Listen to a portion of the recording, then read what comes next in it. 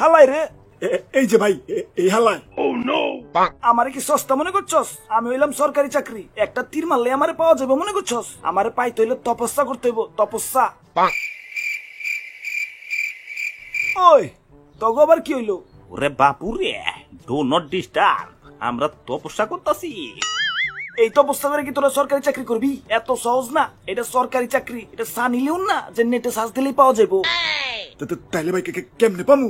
এই চাকরি পাইতে হইলে দিন রাত 24 ঘন্টা পড়তে হইব। আব্বে হালায়, দিন রাত 24 ঘন্টা পড়মু, তাহলে ঘুমামু কখন?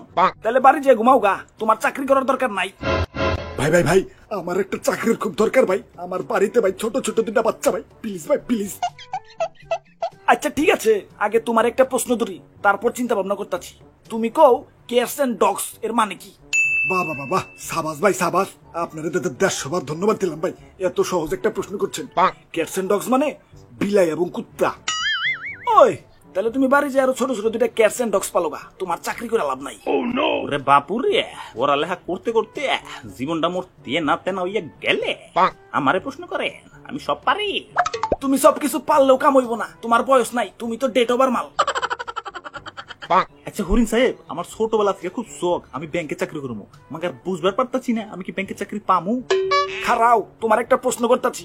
তুমি কও কানসার নিচে চুপার দিয়া কাট করে ফেলামু, এখানে চুপার শব্দটার কারক বিভক্তি কি?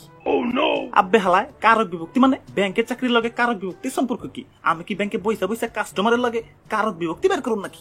হ্যালো স্যার, আপনার ব্যাংকে আমি 1.5 লাখ টাকা জমা রাখতে চাই। কোনো সমস্যা নাই, জমা রাখেন, আপনার টাকার কোনো লড়চড় হইব না। তার আগে আপনি বলেন, আপনি কি কারক বিভক্তি পারেন? না না না না, এটা তো পারি না। সিসি কেমন চাকরি, এই ব্যাংকে টাকা রাখুন না। আচ্ছা ঠিক আছে, অন্য প্রশ্ন করতেছি। এবার বলো, ডোনাল্ড ট্রাম্পের কত সালে মুসলমানি করানো হয়?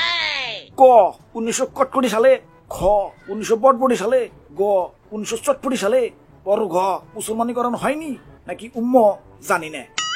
খারাও, নেটে সার্চ দিবার লাগছি। ওই নেটে সার্চ দেওয়া যাবো না, এগুলা মুখস্থ বলতে পারলে চাকরি হইব, নইলে চাকরির আশা বাদ দেও। কেলা চাকরির আশা বাদ দেবো কেলা? তোমরা তোমাকে চাকরি দেওয়ার সিস্টেম বাদ দাও।